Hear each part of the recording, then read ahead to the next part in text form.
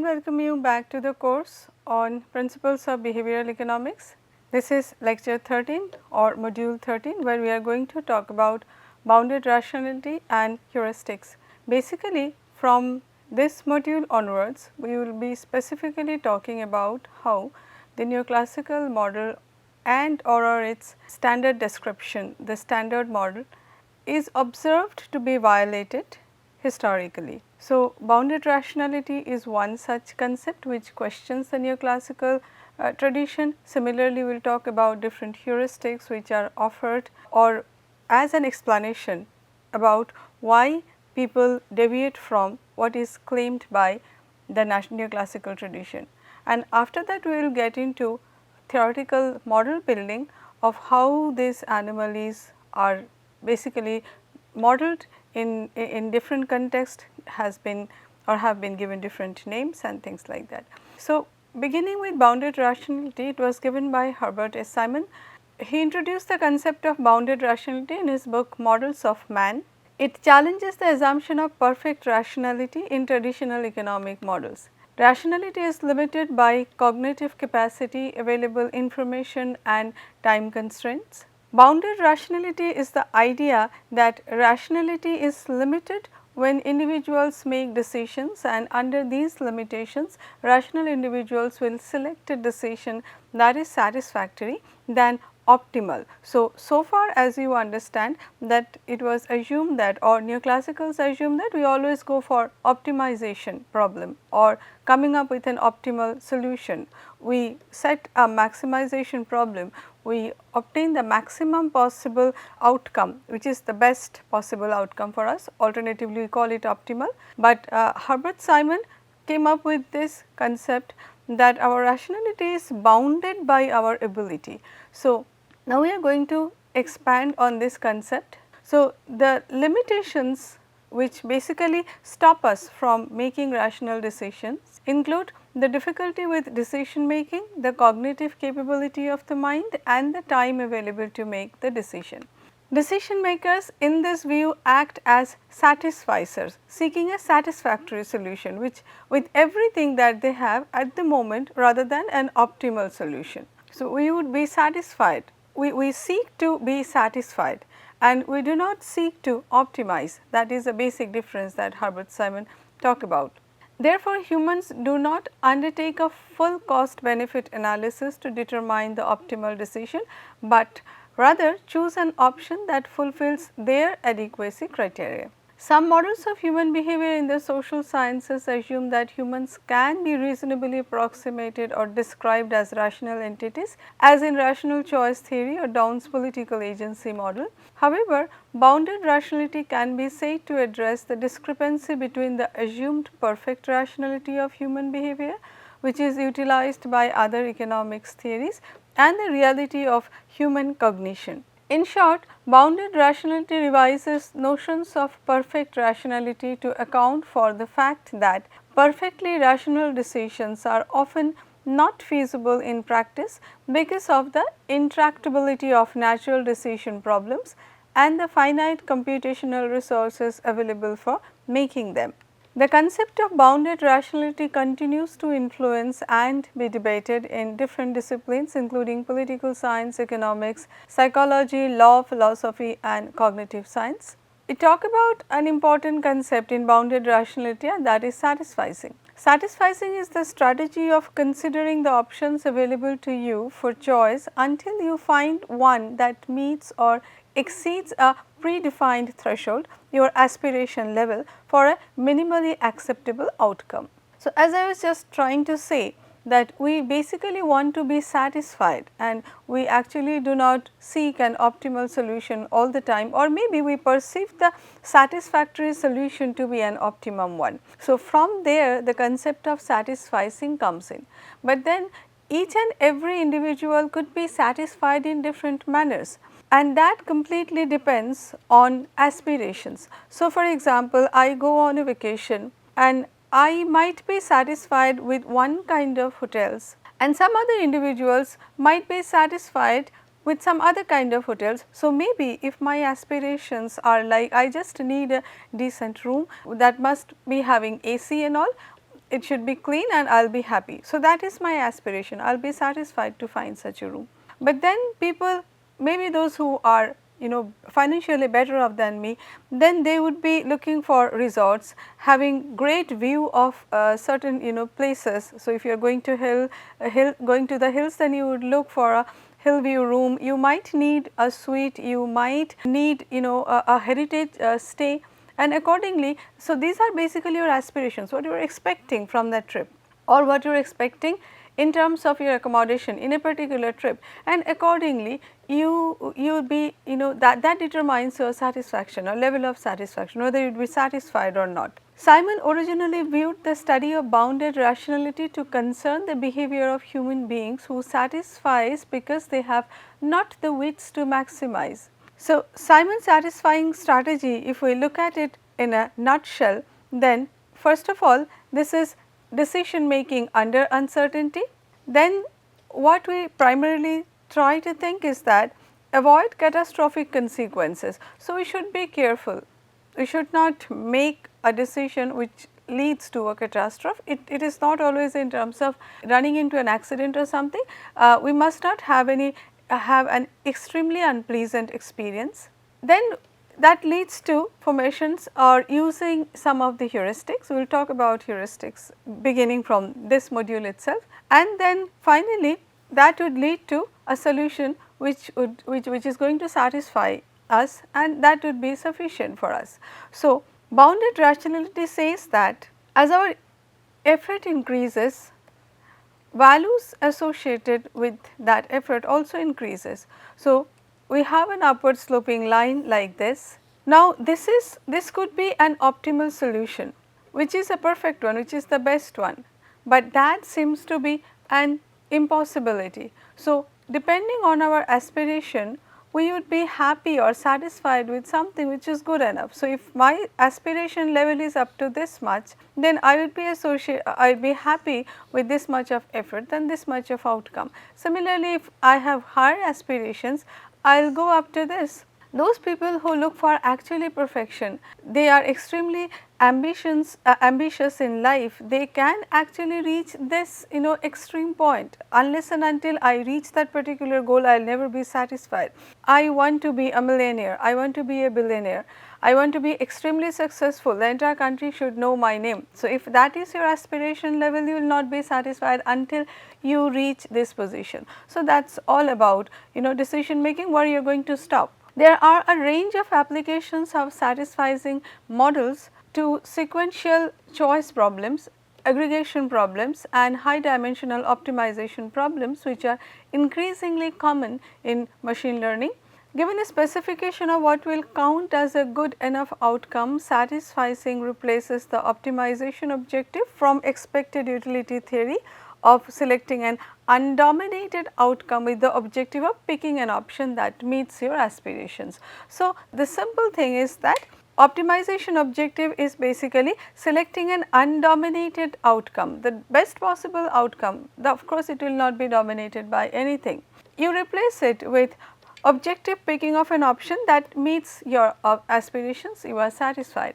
The model has since been applied to businesses, mate selection, and other practical sequential choice problems like selecting a parking spot. Many of our self-inflicted problems arise and or persist because the capacity of human brain often falls well short of what is needed to solve problems in the best way possible or to address one kind of problem without creating another.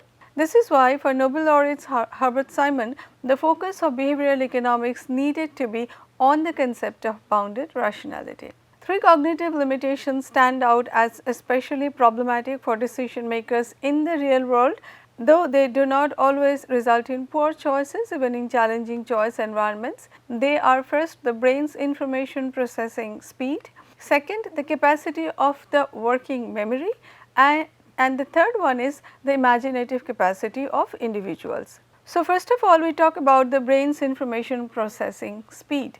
The brain's information processing speed is a major constraint on filtering out irrelevant stimuli and taking due account of pertinent information. So, what are the informations that are relevant for my decision making? I need to filter out. at times if I do not have sufficient time, then possibly my mind or my brain will not be able to process the information at a high speed. For example, we can have trouble keeping up and taking notes on a lecture. We get into difficulties if trying to sight read a complex piece of music at the intended tempo. So, when you talk about speed of information processing or brain speed for information processing, then you understand that where we need to speed up, it is possible that I will not be able to speed up as much as it is required.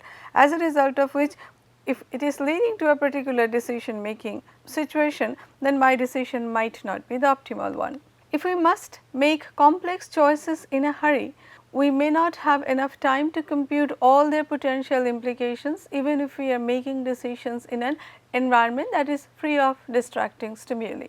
The things that we end up failing to consider may then confound our attempts to meet particular ends. If we are cognitively exhausted, the risk of information processing errors increases further. Now, talking about the second aspect, the capacity of working memory. Although our long term memory capacities may be prodigious in some areas of our lives, the working memory capacity of human brain is severely limited. If you might understand that we happen to at times recall many smaller details or minute details of our childhood or some previous incidents or some childhood memories. We happen to remember such things. So, from that perspective, a long term memory capacities could be prodigious, but when it comes to working memory capacities, then we have pretty much huge limitations.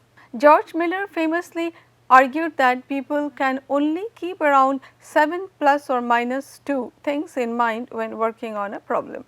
This phenomenon is sometimes referred to as Miller's rule. Consequently, we are prone to first of all make errors when doing complex mental calculations, specifically involving various dimensions exceeding 7 plus minus 2, forget some of our options if the range of choice is large, fail to keep in mind features of the options that we do manage to keep in mind, and forget things we were intending to refer to when considering what to do. Then coming to the third aspect of imaginative capacity, humans have limited capacities to imagine what is possible. This issue tends not to be given the attention that it deserves within the literature on bounded rationality, but is a key theme in writing of George Shackle. Of course, having a limited imagination often has the benefit of ensuring that we do not worry about things that should not be troubling us. For example, as Shackle noted, that we do not typically concern ourselves with whether there will be a tiger in our bathroom or not, because of course we know that we cannot have or we will not have a tiger in our bathroom. So, things which are completely irrelevant, which are sort of impossible, that do not bother us, but of course imagination, a kid might have the imagination or their imaginative capacities are extremely high, but of course they are not put to any use, in the sense they do not imagine as a part of their decision making process, as a result of which they have very wild and vivid imaginations. But when grown ups make decisions, then of course they do not have this absolutely impossible imagination impacting their decision making. So, which is actually in some way a good thing. However, as a result of failures of our imagination, we may fail to check out possibilities that turn out to be relevant to the performance of options that we consider, or we base our expectations on assumptions that lead us to be over optimistic or unduly pessimistic. So, we should be able to rather expect the possible situations or possible outcomes or possible distractions when trying to make a decision. Hence, when events surprise us, it is often because we did not even dream that that might be possible, rather we viewed them as unlikely. There is no guarantee that even in the long run we will be able to operate with ideal levels of wariness on every occasion. So, that is because of our limited imaginative capacity. Imagination has a lot to do with innovation. Bounded though it is, the human imagination clearly has enough creative power to make innovation possible.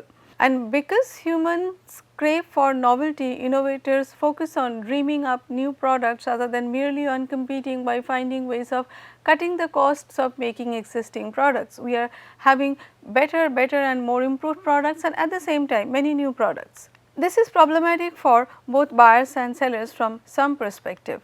Schumpeter in 1943 emphasized that the fruits of innovation tend to be short lived, as the success of a firm's innovations put its rivals under pressure to engage in retaliatory innovation, and this is what he calls creative destruction, in the sense that the firms which actually, or this results in creative destruction in the sense that the firms which are not sufficiently competitive, which are not sufficiently creative, they will be destroyed over a period of time, because competing firms coming up with new and new innovations, they will capture more and more market share. So, if you do not join the race, then of course you are going to be perished. This is what a Schumpeterian concept of creative destruction, where innovation and imagination plays an important role. This often results in the market life cycles of innovative products being much shorter than the operating lives of the products themselves. So, the first point of imagination and innovation that we just talked about impact the sellers. Now, we can also look at how it impacts the buyers. By the time the buyers return to the market to obtain replacements, the competitive landscape may have changed drastically.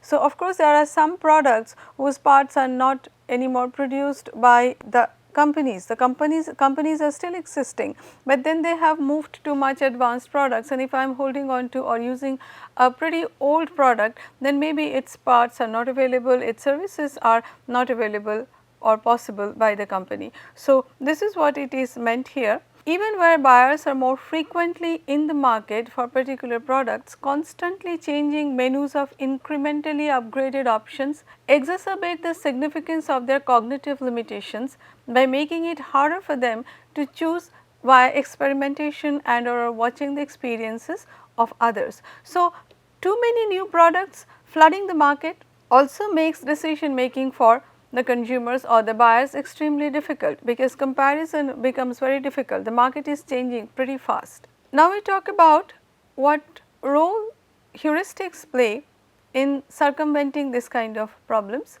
So, there are two ways by which we can try to circumvent our cognitive limitations, so that we do not end up with avoidable problems.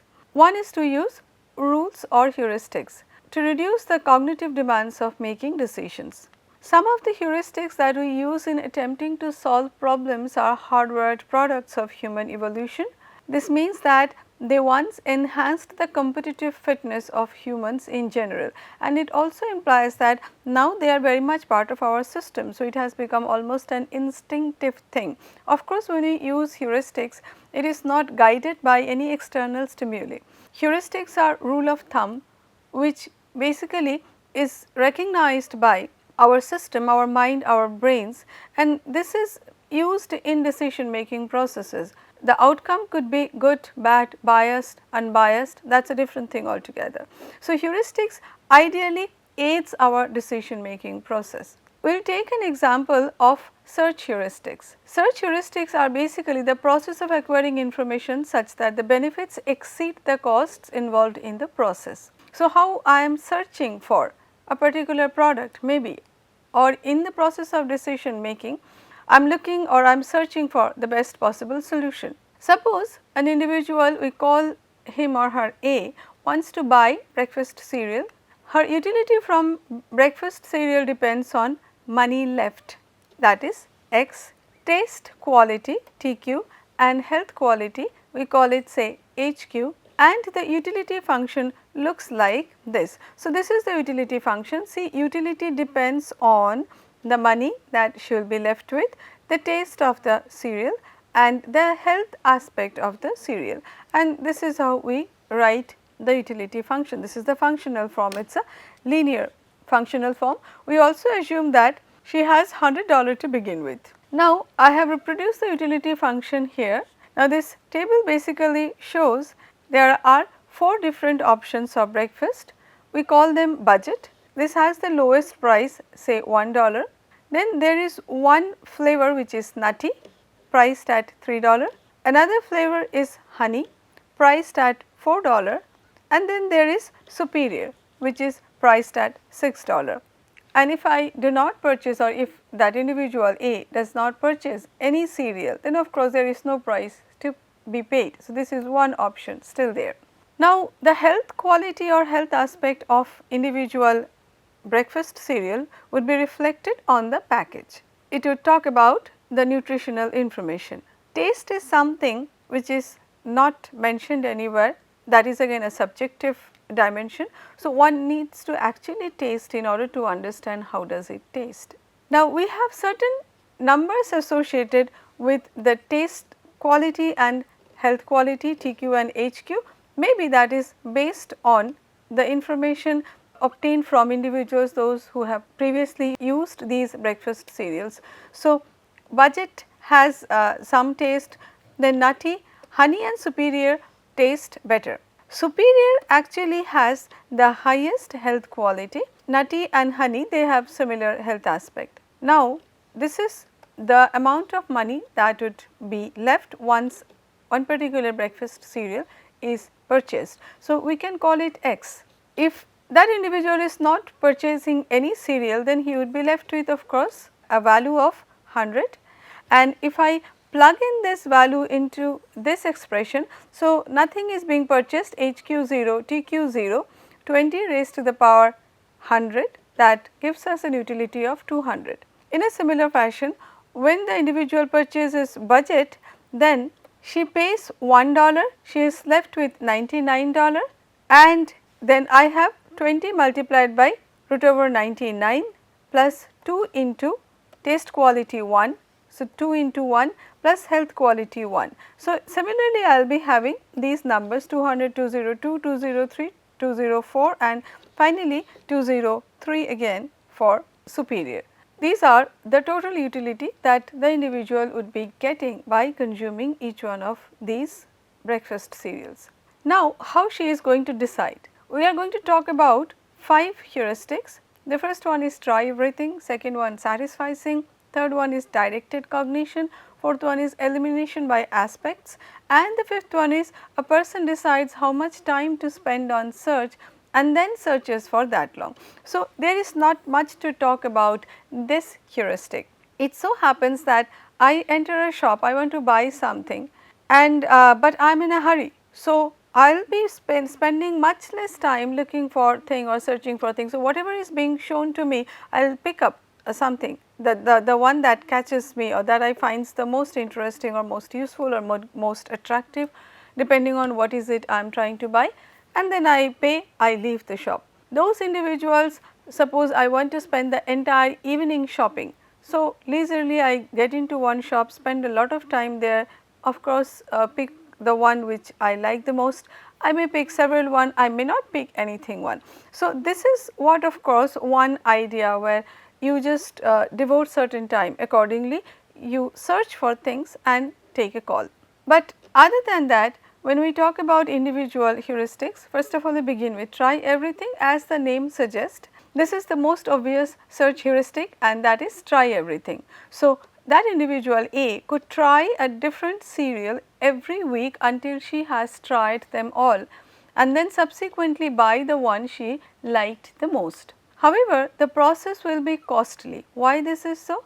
Because suppose that in the first week she tries honey and can tell that she likes it a lot. She would have been better off just sticking with honey, because if she would try nutty in the next week, then she would not get as much utility as she would get from honey. So, there is a reduction in the utility, some time is also involved, some money is also spent. If I go back to the utility table, then you can see that nutty produces an utility level of 203, which is lower than honey. So, since honey is giving the highest utility, if you try honey in the beginning, then trying the rest of the things are actually wastage of time, because they are anyway going to add lower utility to the individual. So, that is why we call it an expensive heuristic. In this case, search proves costly in terms of foregone utility. By consuming honey every week, that is for the rest of the 3 weeks when she would be trying other varieties, if she would have consumed honey, then every week she would have got the maximum possible utility, but by consuming other varieties she is actually getting lower and lower utility. So, that is why there is this concept of foregone utility. Search can also be costly in terms of time and money. So, for example, when she tries superior, she pays a price which is higher than that of honey, but nevertheless she does not enjoy it as much she enjoyed honey. So, as a result of which there is also wastage in terms of money, and of course, she spends time trying different varieties which are actually not as good as honey. Next talking about satisficing, the second search heuristic. The basic idea behind satisficing is that a person sets some aspiration level for what they are looking for and continues to search until they find something above the aspiration level. So, exactly how it is been explained by Herbert Simon's bounded rationality. For example, A may decide she wants something that tastes good and is reasonably healthy. This determines her aspiration level and she will keep on trying cereals until she tries honey or superior. Once she tries any one of them, then she would not need to try any more. So, satisficing relaxes the objective from finding the optimal choice to merely finding a choice that is good enough, that we have already talked about. So, in that case, that actually narrows down her choices. She can always begin with honey or superior or nutty or honey. This means a person may not end up with the best, but they will end up with something relatively good while avoiding the cost of excessive search. For example, if I am too thrifty, I just want to save more money, so I will be going for budget. By consuming budget, I might have higher utility, or that is my aspiration level, that I am able to save the maximum amount of money. So, that is going to satisfy me, that would be my search heuristic, or that would be the outcome of my search heuristic. How close satisficing comes to the optimum will depend on the aspiration level. The third one is directed cognition. The idea behind directed cognition is that a person treats each chance to gather information as if it is the last chance before they have to make a choice. To illustrate, suppose she knows only the characteristics of nutty, how it is taste wise, how it is health wise. Using directed cognition, she should ask herself, shall I try one alternative cereal, and if so, which one? So, again this narrows down the alternative options or available options to her. This is a much simpler question compared to forward planning, where there are many more permutations that need to be considered. So, forward planning would be like, what after nutty, then what after that, which one I should go for. So, basically again that refers to other kinds of heuristics where you have much more options to explore. When it comes to narrowing down, then this is one possibility. You are directing your cognition to one particular variety or variant, and after that just explore around it. The fourth one is elimination by aspects. The basic idea of elimination by aspects is to consider the aspects of possible choices one by one and sequentially eliminate choices that fall below some aspiration level. So, again aspiration level is there, but then this assumes that we have information about all possible variants, and accordingly I am going for elimination. For example, if A's aspirations are to buy a medium taste and health quality cereal for under $5, then on the price aspect she would eliminate superior. So, superior is eliminated. Now, you are having only 3 variants, and on the quality aspect she might eliminate budget, then she would be left with only 2 variants. So, this would leave a choice between honey and nutty only. Elimination by aspect compares across aspects such as price rather than across choices such as honey or nutty. Conceptually, it is simpler to compare across aspects because there is likely to be a simple ordering from best to worst. The problem is that comparing across aspects presupposes that the person has information about all the possible choices, which might not be the case all the time. If we assume that there is perfect information, then again we go back to the neoclassical model itself, that people are having all the information, then of course they would not need probably any heuristic, rather they would be making the optimal choice, the best possible situation. So, elimination by aspect to some extent resembles the neoclassical approach. So, with this I conclude this lecture on bounded rationality and some of the heuristics. There are more heuristics we will be talking about in future modules. In the next I will be talking about biases. Thank you.